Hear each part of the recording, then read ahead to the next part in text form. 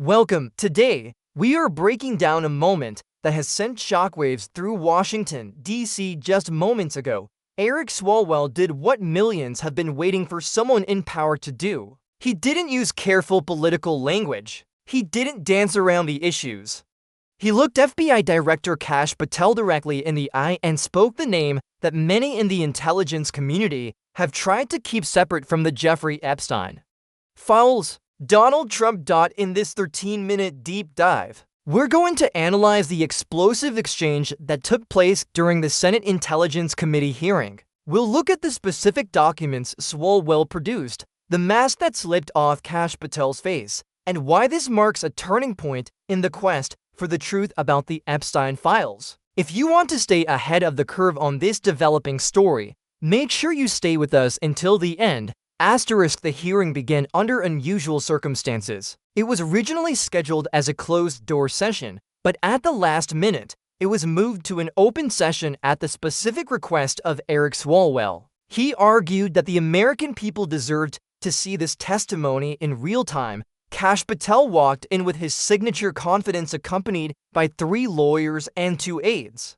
For the first 40 minutes, it seemed like business as usual. They discussed intelligence budgets, counter-terrorism protocol. Surveillant up to Tespedal looked bored. He gave his standard non-answers and checked his watch twice. He thought he was going to run out the clock. He was wrong. Host. The energy in the room shifted instantly when Swalwell took the microphone. He opened a thick, red folder filled with colored tabs and stated, "Director Patel, I want to talk about the Epstein files." Swalwell didn't ask about old testimony. He focused on the present. He revealed a shocking pattern since Kash Patel took office. Every single document in the Epstein files that references Donald Trump has been reclassified.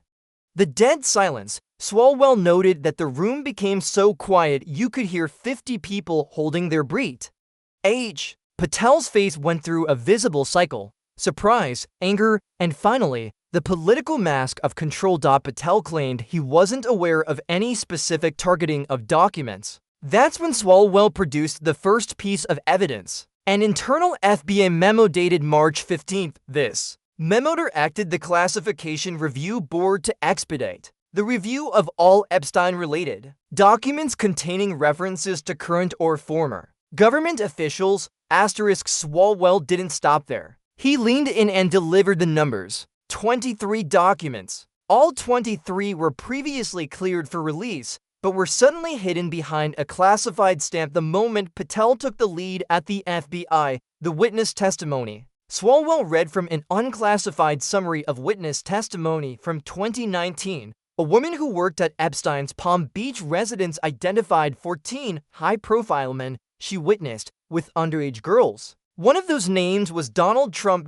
The room erupted. Reporters scrambled for their phones. Swalwell's point was clear. The FBI has had this testimony for 6 years, but instead of investigating it, the current leadership chose to bury it. Host. This is the part that will be trending everywhere by tonight. Swalwell held up the famous 1997 photo of Trump and Epstein at Mar-a-Lago. Everyone has seen this photo, Swalwell said. But what the public hasn't seen are the 37 other photos from that same event, photos currently sitting in FBI evidence storage that you have refused to release. Patel began to sweat under the hearing room lights. He tried to pivot to complex privacy considerations and ongoing investigations. Swalwell slammed his hand on the desk, reminding the director that Jeffrey Epstein is dead.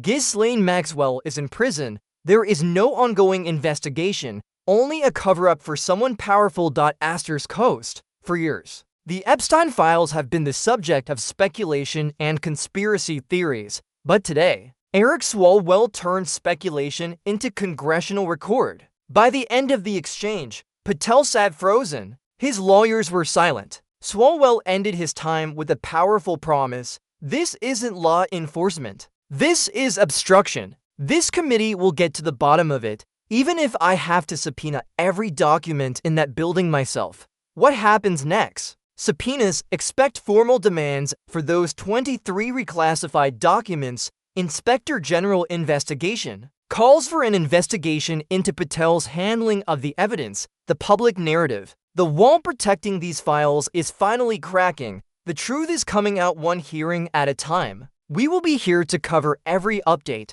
If you found this report helpful, please like the video and subscribe to our channel. We need to keep this conversation growing. What do you think is in those 37 photos? Let us know in the comments below.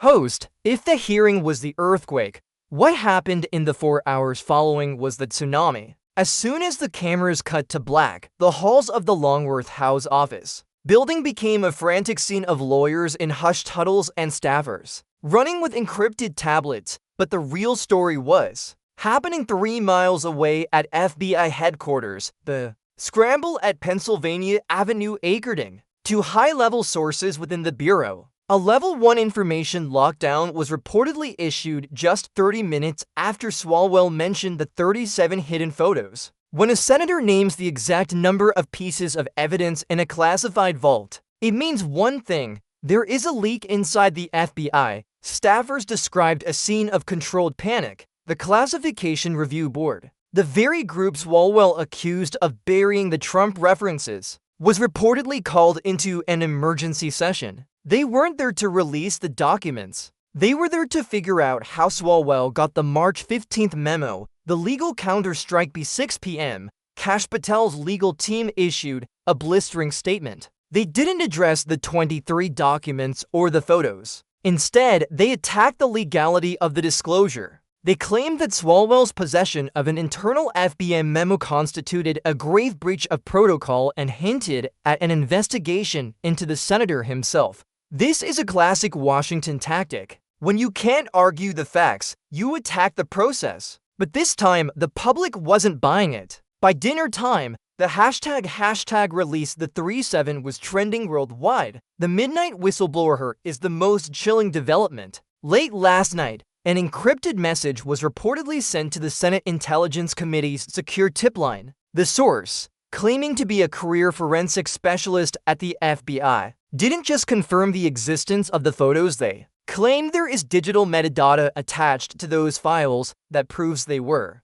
accessed and reviewed by outside legal counsel not affiliated with the Department of Justice. If true, this means it wasn't just a cover-up. It was a private sector interference in a federal investigation. The road ahead is we move into tomorrow. The pressure on the Biden administration and the Department of Justice to intervene is reaching a breaking point. Eric Swalwell has already prepared the subpoenas. The question is no longer if these files exist, we know they do. The question is, who is willing to go to jail to keep them hidden? Kash Patel thought he could run out the clock. Instead, he just realized the game has only started. Host, this story is moving faster than the news cycle can keep up with. We are witnessing a historic collision between political power and the raw truth. While the public is still reeling from the hashtag release the 37 trending topic, the battle has officially moved from the hearing room to the courthouse. Early this morning,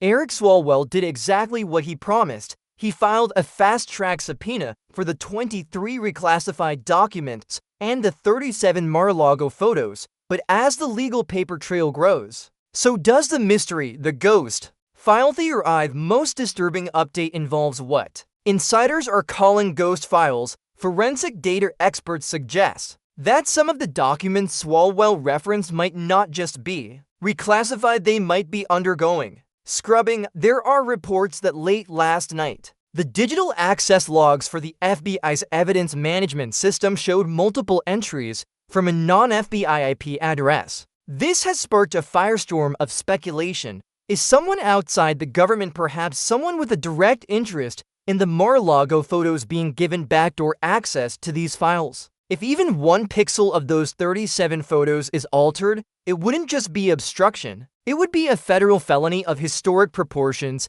The Department of Justice locked down in response to Swalwell's subpoena. The Department of Justice, led by Attorney General Pam Bondi, has reportedly entered a total information silence mode. Sources say the DOJ is preparing an executive privilege claim to block the release of anything involving the former president. But here's the catch. Executive privilege usually only applies to official government business. Jeffrey Epstein's private parties in 1997 were not official government business. Legal analysts are already pointing out that this defense is a Hail Mary move, a desperate attempt to buy time. The Patel Protocol, meanwhile, Kash Patel is not backing down. Reports from inside the J. Edgar Hoover building suggest he has initiated what some are calling the Patel Protocol, a total internal audit to find the whistleblower who leaked the information to Swalwell. Agents are reportedly being asked to surrender their personal devices.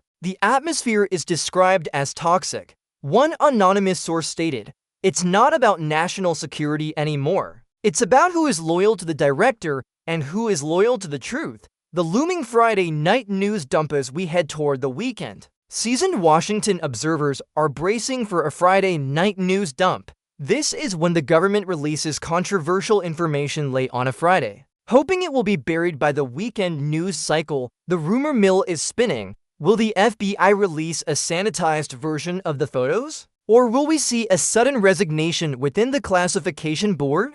Host, whatever happens next, the wall of silence is no longer just cracking, it's crumbling. The names are out. The numbers are out. And as Eric Swalwell said, the American people are the jury now. Host, we are monitoring the FBI's secure server activity and the Senate's next move every hour.